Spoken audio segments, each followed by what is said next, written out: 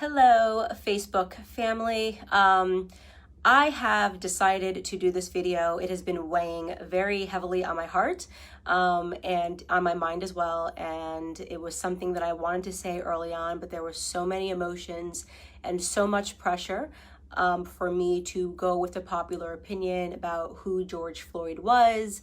And sometimes it can be difficult when there are just so many external pressures to say what you believe. And this was an instance where I felt like my silence would have been better in the beginning, but the more that I think about it, I realize that we are being sold a lot of lies, and at the detriment to the Black community, at the detriment to the white community, and at the detriment to America as a whole. So I want to come out and say that I do not support George Floyd and the media depiction of him as a martyr for Black America. I'm going to explain why, and I hope that some of you guys will understand where I'm coming from. I have spent a considerable amount of time reading a lot of Black authors that I think are some of the most brilliant Black Americans breathing. Walter Williams, Shelby Steele, Thomas Sowell, and I recently came across something that was an idea that was planted into my head by Shelby Steele, and it has been something that I cannot forget. It is something that will stick with me for the rest of my life. And it is something that I hope for the Black Americans that are watching will stick with you for the rest of your life. Shelby Steele said that the Black community is unique from other communities. Our culture is unique from other communities because we are the only community that caters to the bottom denominator of our society. Now, let me explain what that means. It means to say that not every Black American is a criminal, not every Black American is committing crimes, but we are unique in that we are the only people that fight and scream and demand support and justice for the people in our community that are up to no good. You would be hard pressed to find, a Jewish person who has spent 5 stints in prison, who commits a crime and dies while committing a crime, and that the Jewish people champion and demand justice for. You will be hard pressed to find this in white America. You'll be hard pressed to find this even in Latino America. If there is a person that is spent multiple times in prison, you are not going to see a bunch of Latinos coming out demanding justice for this person, even if, and I want to be very clear, what I'm saying is not any defense for Derek Chauvin. I hope Derek Chauvin gets the justice that he deserves to be, implemented upon him, and that the family of George Floyd deserves justice for the way that he died. But I also am not going to accept the narrative that this is the best the Black community has to offer. For whatever reason, it has become fashionable over the last 5 or 6 years for us to turn criminals into heroes overnight. And it is something that I find to be despicable, and it is something that I refuse to stand by any longer, and I am not going to play a part in it, no matter how much pressure comes from Black liberals and Black conservatives as some token of people wanting you to believe that this is the only way you can be Black, is you have to say this was wrong and that this person was amazing. I won't do that. George Floyd was not an amazing person. And as soon as this video hit the internet, I did just basic searches. Everyone jumped on it and was looking at the police officer, and everyone agrees that the police officer was wrong, and the police officer has been arrested. So that is not the reason I'm not discussing that, is because that is not something that has been misconstrued in the media.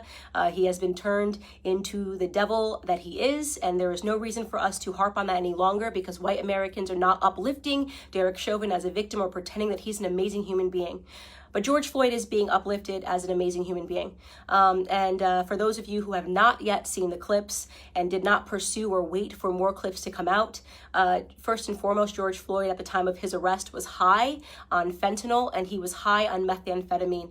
This came back in both of his autopsy reports. If you pursue the 911 transcript, you can see the person describing somebody who is out of their mind high, and which is what made the person fearful, because he tried to use a bill that I guess was a fake bill to purchase something, and then he was outside acting weird, and they, in their police call, said that this person was obviously distorted and on drugs. When he is put into handcuffs and is put against the wall, a baggie of what looks to be like cocaine or it's a white baggie that he drops onto the floor that you can see in an image. If you look up the clip, the media is refusing to circulate it. You can find it on Twitter if you you use DuckDuckGo and look up George Floyd baggie, you can watch the clip yourself with your own eyes. He had drugs on him at the time of his arrest. Now, barring all of that, nobody thinks that he should have died during this arrest, but what I find despicable to be is that everyone is pretending that this man lived a heroic lifestyle when he didn't, and I want to talk about what his lifestyle was leading up to this moment and why I refuse to accept the narrative that this person is a martyr or should be lifted up in the Black community and that we should be buying t-shirts with his name on it, okay? So here we have, first and foremost, let's start from the bottom of his record. And by the way, I am not saying that if you have a record, you don't deserve a second chance. I think people get arrested and some people can serve time in prison. And I believe in second chances, but I do draw the line when it comes to second, third, fourth, fifth, sixth, seventh, eighth, and ninth chances. 1998, he spent 10 months in prison for theft with a firearm. That was the first prison stint that I could find on him. In 2002, he spent 8 months in prison for a cocaine offense. In 2004, just 2 years later, he spent another 10 months in prison for a cocaine offense. In 2005, he spent another 10 months in prison for having less than 1 gram of cocaine on him again. In 2007, and this was the biggest instant that I had that made me realize this was a horrible human being that I am not going to pretend was a good person. In 2005, a woman who was pregnant received a knock at the door, and she went to the door, and the person pretended to be someone that worked for the water department. So she opened her door and quickly realized that the person at her door did not work for the water department and attempted to slam it. At the moment that she was attempting to slam it, a Ford pulled up and another 5 men jumped out of the car, and one of which was George Floyd, came up to the door and they forced their way inside to her home, inside of her home. Mind you, this woman is pregnant. At that point, George Floyd took out a gun and pressed it to her stomach. She was screaming, begging for her life, and he put her inside of her living room and instructed one of his criminal friends that was with him to watch her and to make sure she didn't leave the living room. So he was playing guard while they ransacked her home looking for drugs and money. They did not find drugs. They ended up taking, I believe, her wallet and her cell phone. Fortunately for her, her neighbor observed what was going on and caught the license plate of the people as they pulled off and called 911. And when 911 was able to, they were able to track down the car of which George Floyd was the driver, and they arrested him. And 2 years later, he was sentenced to 5 years in prison for that instance. Now, you can say the media is portraying it like he was just getting his life together after, being released in 2014 following that incident. He was just getting his life together and moved and was going to start afresh. I'd like to believe all of those things, and there's a gap, and he never got in trouble for 5 years until this incident when the police were called on him again. But you are defying common sense to believe that this person suddenly became an exemplary character but happened to be high on fentanyl and methamphetamine and trying to use a bill, a fake bill, to purchase something. And so in my opinion, George Floyd was a criminal. He was a criminal. And just because he was a criminal doesn't mean he deserved to die at the knee of a police officer.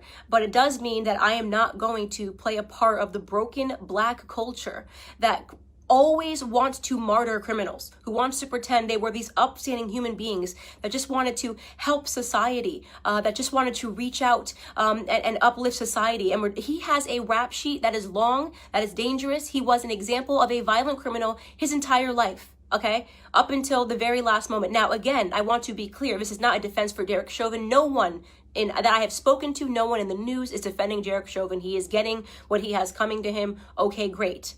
But why are we pretending that this criminal should be upheld as a citizen, as a martyr in Black America? A martyr for a fake narrative, by the way. Police brutality, racially motivated police brutality is a myth. Okay, so let's get into that. Not only are we using this death, right, and allowing it to cause these riots and protests, pretending this was some upstanding citizen in the Black community who was tackled down and killed for no reason, right? Not only are we allowing it to inspire riots in which Black people are dying, in which actual upstanding Black citizens are dying. Case in point, I'm sure you guys have all now seen David, the sheriff that just was shot and killed because he was trying to protect a pawn shop. Please look him up if you haven't seen it. I'm blanking on his last name. His first name is David, who was shot and killed for trying to protect a pawn shop from looters, an upstanding citizen, an actual head of he was the head of a police his entire life, 77 years old, did everything right? So we now have to kill upstanding Black citizens because a non-upstanding Black citizen, a career Black criminal, died. Now, did he deserve to die in that manner? No. I can't say it enough. No, he didn't deserve to die in that manner. But I will be damned if the rest of us upstanding Black citizens have to suffer because of this incident that rarely ever happens in America. So here are some numbers for you people that are still believing that police brutality is a real, racially motivated police brutality is a real thing. First and foremost, okay, you have a 25% higher chance as a violent white criminal of dying at the hands of a police officer than you do as a Black criminal. Last year, a total of 9 unarmed black men were killed by police officers and 19 white men were killed by police officers. For those of you that aren't good at mathematics, right, you might be thinking, oh, but Candace, white people represent 60% of the population and Black people represent just 13% of the population. It doesn't matter what percentage of the population you represent. It matters what percentage of the violent criminal community you represent. And unfortunately, Black community commits a disproportionate amount of crimes compared to the white community. Let me tell you, 6% of the population, right? Black men, 6% of the population account for 44% of all murders in this country, according to 2018 statistics.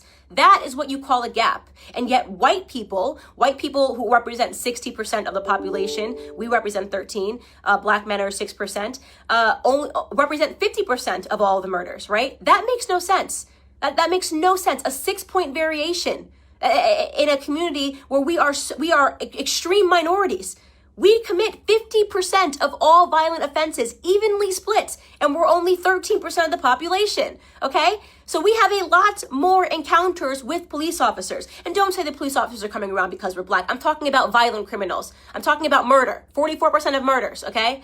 You want to talk about real statistics? The police officers have way more to be fearful of in the Black community than the other way around, okay? We commit, on average, a police officer is 18.5 times more likely to be killed by a Black person than the other way around. Okay, so this entire narrative is complete smoke and mirrors. It's all made up. It's just election fodder. It's white versus Black because it's an election year, not because Black Americans are suffering at the hands of police officers more than white Americans. Do some police officers do the wrong thing? Yes. I don't think there's anybody in the world who has not encountered a police officer and thought this person is an absolute jerk who is power tripping, whether you are Black or white. We know they exist. And we know they're always going to exist, by the way, because they're human beings. And sometimes human beings suck. In fact, if you want to attack a community for accidental slayings or brutality, did you know that doctors accidentally kill 250,000 people every year because of mistakes? Did you know that there's been doctors that have been arrested for being serial killers that just were killing people because they wanted to? Do we protest and boycott doctors? Do we assume all doctors are horrible human beings because some doctors are? Or do we realize that society is not perfectible? People suck in every profession. It is no excuse to paint society with a broad brush. It is certainly no excuse to accept a Democrat narrative, okay, that Black people are being disproportionately hunted down by police officers because of the color of their skin. You want to know the best way to avoid not being brutalized by a police officer is to limit the amount of encounters you need to have with them, especially when it comes to violent crimes. Okay? I am not going to stand for this continual bottom-feeding narrative of us martyring people that have had 5, 6, 7 stints in prison and then pretending they were upstanding heroes to our community. It's bullshit. It's bullshit. Excuse my language. It's absolute bullshit. And I'm tired of it.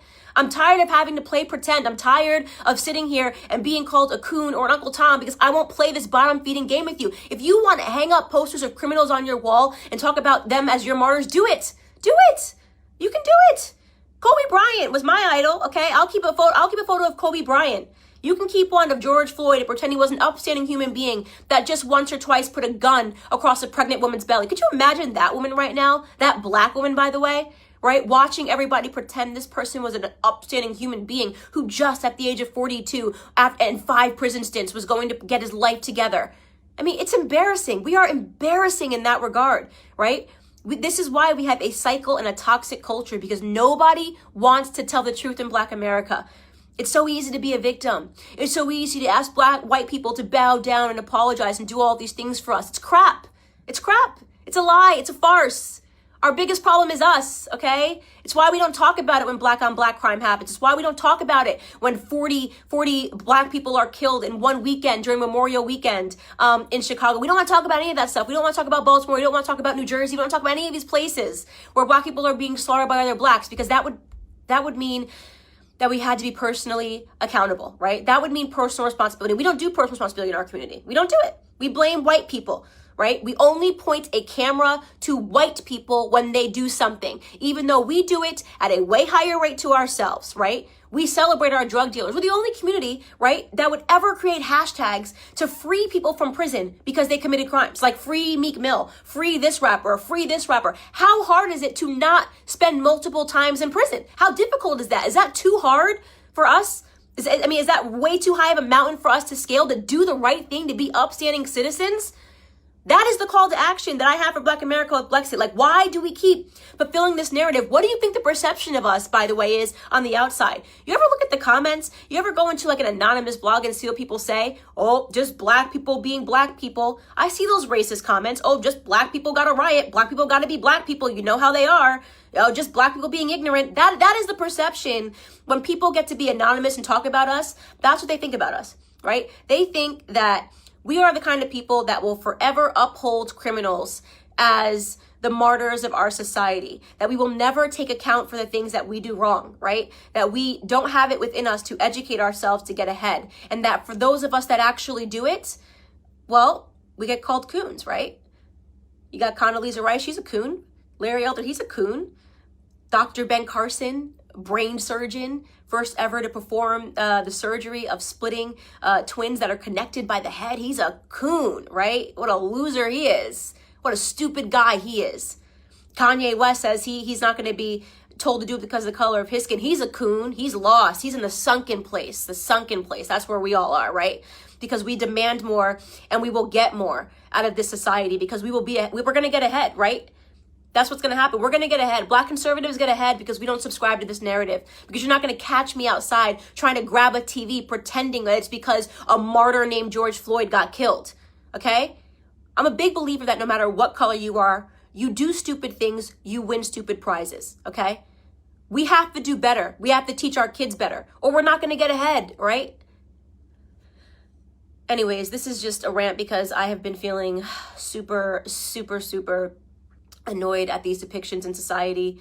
I have no apologies here to make. George Floyd is not my martyr. He can be yours. That's all I have to say to Black America.